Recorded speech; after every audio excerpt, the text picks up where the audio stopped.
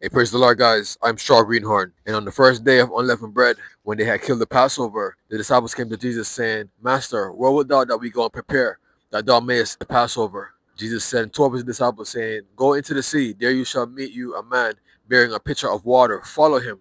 And whithersoever he goeth in, there go, and say to the good man, The master said, Where is thy guest chamber, that I may eat the Passover with my disciples? And he will show you a large upper room furnished and prepared. There make ready. So the disciples went and found as Jesus had sent them, and they made ready the Passover. So here we have, the Passover, them getting ready for it. We just saw it be introduced where it was said that in 2 days was the feast of unleavened bread and the Passover. So now the chief priests and scribes, they began to conspire how they might take him by craft and put him to death. But they said, not on the feast day, lest there be an uproar of the people. So now, if you understand the significance of the Passover, like I said in the last video, when children of Israel were in Egypt, the last plague that God sent unto Pharaoh was the death of his firstborn. He did this because, remember, there was a time in which they were given instructions to drown the male children of Israel so that they would not get too strong and then overpower them, or even worse, join unto their enemies when a time of war would break out. Yes, if you understand, this was God's judgment for them,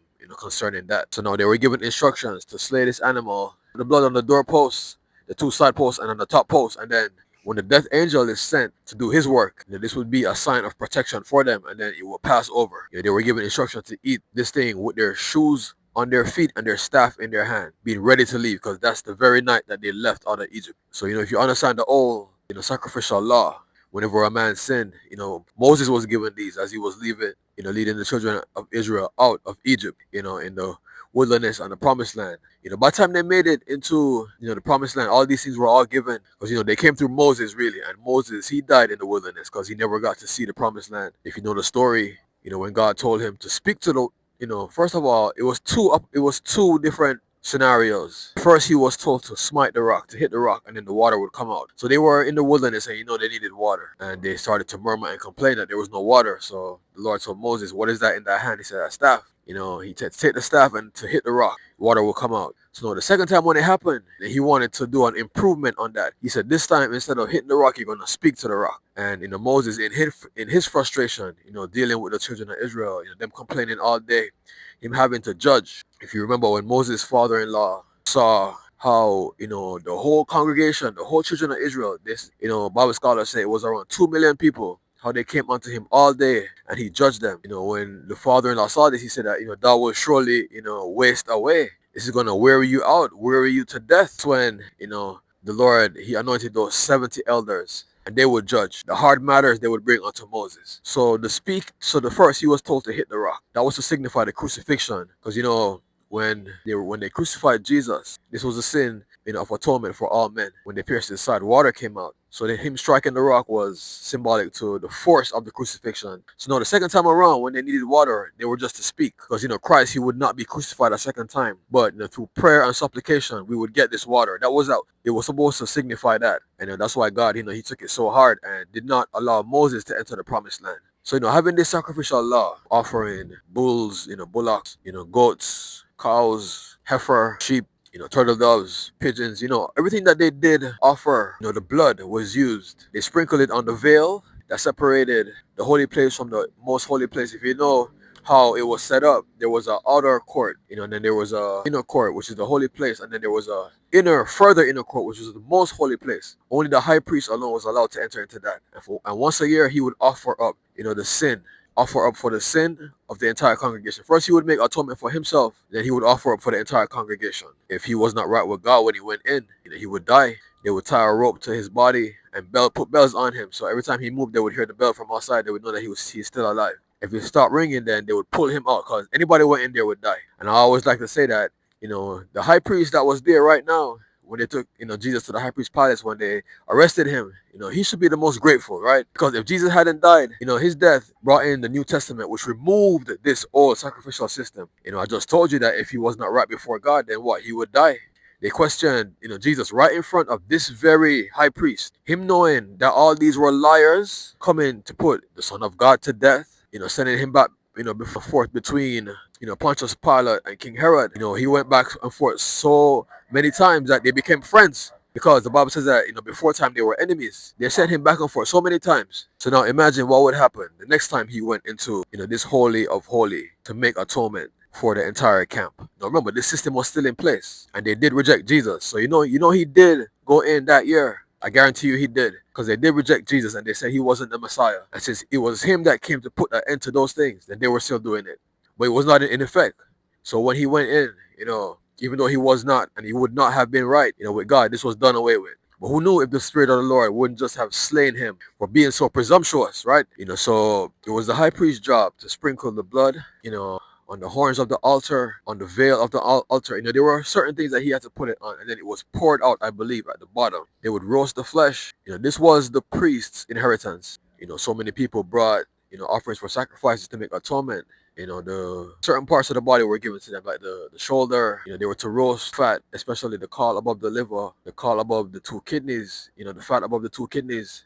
Saying all this to say that Passover, the animal that was slain, it was a representation of Jesus to come. He would come and he would be the final animal that would be slain for all the blood to be used to atone for us. No further atonement would be needed after this. So, this is why he was crucified around Passover time, because right now we're in the Passover and he's about to be taken. So right now we see him sending them to prepare a place. Like I said, they just, started conspiring how they might take him. We saw the woman with the alabaster box of oil, ointment of spikenard, very precious. She just anointed his body for burial. Everybody having indignation, saying that why was the oil wasted? Why was it not sold for much and give it to the poor? Because it was worth 300 pence, which was a huge deal.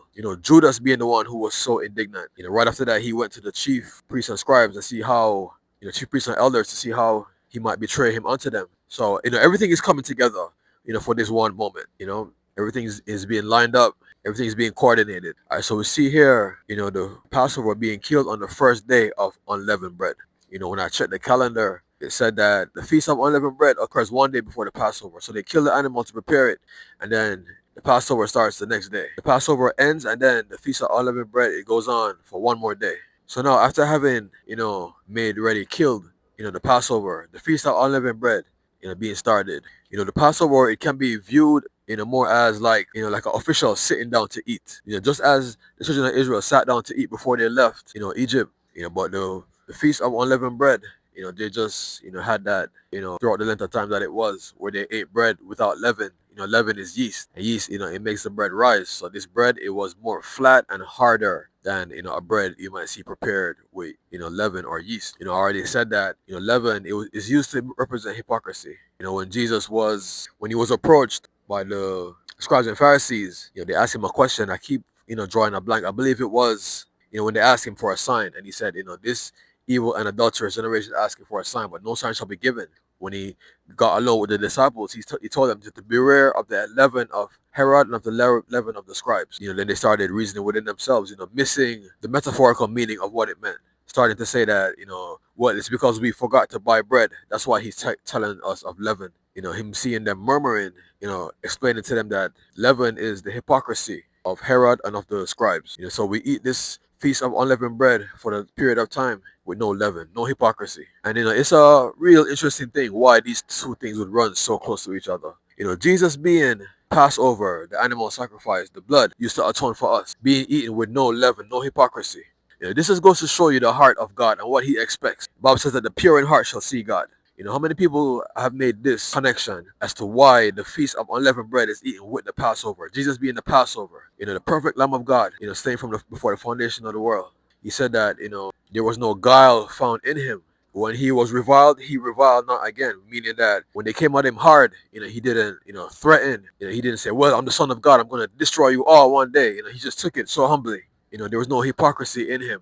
So this just goes to show you, how God feels about, hypocrites. How God feels about those that the double-dealing man. If you look, in Revelation, you'll see, I believe there's 12, there's 12 children of Israel. He had 12. And their names are, I believe, written on the gates of heaven. But if you look, you'll see that one is missing. The tribe of Dan. The tribe of Dan is missing. The tribe of Joseph was broken into his two sons, Ephraim and Manasseh. So Joseph's name is not written on the gates of heaven as it should have been. Joseph, he was the one that was sold into slavery by his brothers. He went down to Egypt. He went to Potiphar's house. He was running that real good. the wife laid her eyes on him, then accused him of, trying to sexually assault her. They put him in jail. Then, Pharaoh had that dream. They were told that there's a man that could interpret dreams. He told Pharaoh of the move of God, that he was to cause a famine. First 7 plenteous years of good and abundance, but then 7 years of famine. And Joseph, he was put over the entire land. So Joseph, his name, even though they are his sons, and it is it's still his name, but his name is replaced with his two sons, Ephraim and Manasseh. When Israel was dying, he said unto Joseph, which is, Israel is Jacob, which was the father. He said, let these thy two sons be called my sons, and hereafter whatsoever sons you shall have, they shall be called after your name. So on his deathbed, he did say that. All right, and we see it being honored because their names are there. But the tribe of Dan, like I said, is removed. Now, when Jacob was dying, Israel, he blessed them. He said to this one, thou shalt be this, this, and that. To the other son, he named, if you can go check it out, the blessing for each one. But I'm focusing right here on Dan. When he got to Dan, what he said was, Dan, is like the serpent that biteth the horse, so that it falleth backwards. Letting you to know that, Dan, they were a tribe of backbiters. Backbiting is like one of the strongest forms of, hypocrisy. Backbiting, gossiping about people, that's considered one of the, the greatest forms of hypocrisy, right? So their names are not, on the gates of heaven. So now looking at this Passover being run with the Feast of Unleavened Bread, leaven being hypocrisy, Jesus being offered up for the sin of the world. During this time, we're to understand that there should be no hypocrisy. And that's why they were left off. The Bible says, the pure in heart shall see God. So on the first day, when the Feast of Unleavened Bread, when the Passover was killed, so the disciples came to him saying, Master, where would thou that we go and prepare that thou mightest eat Passover? So now, if you, like I said, you understand, Feast of Unleavened Bread, that was longer than the Passover. And, like at Thanksgiving, where you sit down to celebrate, and you have like that one meal, that was kind of like, the Passover. But then, the Feast of Unleavened Bread would be like, Lent, where for a certain amount of time you can't eat or whatever certain thing. It wasn't like an official, thing that they sat down and, as official as the Passover was. So they come unto him, asking, where do we go? Where do we go to prepare this thing? He's always in control. He lets them know everything every step of the way. He could have answered and said anything. You could have said, you come to my house. We could have gone to Simon, Peter, and Andrew, his brother's house, because that would like be the second if we were to have it at a disciple's house. But he chose to go somewhere else. It is a great moment. And not that it couldn't have been enjoyed in, like I said, in his home or one of the disciples' home. Or, he always ate, with the publicans and sinners. He sat at meat, in Zacchaeus' house. He was just in the house of Simon the leper when this woman came with the alabaster box and anointed his body, with the expensive oil. And if you know Jesus, he's always humble. So, he's not looking for grandiosity and like expensive things. He's not looking for, the king and princely treatment. I saw an instruction is given that he sent two of his disciples saying, go ye into the city, and there you shall meet a man bearing a pitcher of water. Follow him. This pitcher of water reminds me of when Isaac's wife was sent for. Abraham had Isaac in his old age. Sarah was barren. He asked God for a son.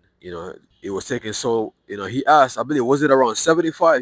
He was 75 years old when he asked. He got the son at 100. So, he had given up hope so much that, Sarah, she gave him her handmaid, her helper as wife. And she conceived and gave, Abraham a son, Ishmael, who we believe to be the father of the Muslims. That's how blessed Abraham was before God. The two greatest religions in the world, both of them came from him. But if you read, carefully, Abraham tried to say to God, like, he had given hope that God could do it. And he was basically saying, let this, Ishmael, be called, my son. God let him know that no, that he shall be great. And I think he said he shall beget, 12 princes. But, in Isaac shall thy seed be called. The blessing it shall be upon him. Abraham is so great, that God loved him so much that the two greatest religions in the world right now, Christianity and the Muslims, I guess you can also list the Jews, they all came from Abraham. The three greatest religions, but the Lord let him know that no, the blessing shall be, in Isaac, who you and Sarah shall have. When it was time for Isaac, to get his wife, I believe the mother had died. Sarah had already died, because they had mourned her. Abraham so was so careful, saying, do not, get my son, because he was living in the land of Canaan. Do not, take a woman from the Canaanites, for my son, but go home to my home. When, when the servant was sent to get her, prayed a prayer saying, Lord, let the one that thou hast chosen be her that, she will give, water to me to drink, and she will also give the animals, because he rode his mule or his camel, whatever it was that he did. So this pitcher of water is something that God he likes to use, or he liked to use in those times, because all these things are leading to the living water. I mean, water, it has many things, many meanings. Water, it means people. The water can also mean the Holy Spirit. He is the living water that came down from heaven and the living bread. So going to the city, which means that it is a good guess they were in some country when he was sending them for the mule, the donkey, to ride on. He said, "Go you over into the city over against you. You shall find a colt tied." But this one is just to go into the city, go into this city. So I'm imagining this was a less, further journey. Not going over into the next city, but rather just going into this city. So there you'll find a man bearing a pitcher of water. Follow him. So, an instruction like this, means that, things are being prepared by God. Now, whether this person is aware that they're being used in this manner, whether it's known to them or not, God, he gave this sign saying that this is what you should look for. So now I imagine what it must have been like for this man, bumping into these two disciples, because it was two that he sent. He sent two of his disciples, saying, "Go into the city and you shall meet you a man bearing a pitcher of water. Follow him." Obviously they must have said something to him, because how would it have looked like? We just see these men and they see me, and now look, they're following me home. Did they speak to him? Did they let him know that the Lord, just as how they were giving instruction to the master of the house, he called him the good man. Did they say unto him, "The Lord told us, that we would meet you and that we should follow you"? We know in this day and age we have more instances of just the minds of men have become more creative, and we have more just dishonest versions of this happening in this day and age. In this day and age, you got to be careful. You know that somebody is following you. Even when driving, you're driving home. Every turn you turn, they turn. Even try to start turning turns that you have no business turning, and they're still following you. If you'd be walking and you notice you're walking through like a park or somewhere late at night, and everywhere you go, this person there, not too far behind you, just following you. So God, he works signs and he sets things up, and he knows what he's doing, and he knows how to get something like this rolling. Follow him, and whithersoever he entereth, there say unto the good man of the house, the master said, "Where is thy guest chamber, that I may eat the Passover with my disciples?" So now here we have, a conversation, an expected one between the good master and these disciples, these apostles. So they come asking for this guest chamber. It was the Passover coming, right? So now you can ask many questions, right? This man not have a need for this, guest chamber for his, guests of his Passover. This sounds like a well furnished and well prepared room. This man was probably a man of either means, or maybe this was a public space that he rented out, like whenever they would have council meetings or whatever. But this, you can pick up the image that this room is of something of splendor.